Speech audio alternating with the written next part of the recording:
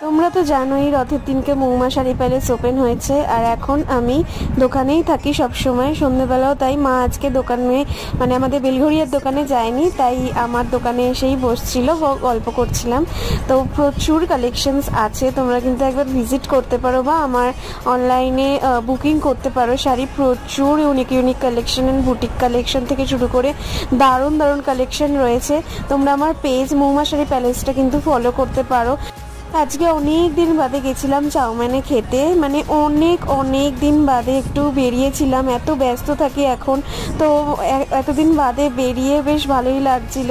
তো প্রচণ্ড খিদে পেয়ে গেছিলো, তাই বসে বসে ভাবছিলাম যে কখন খাবার দেবে।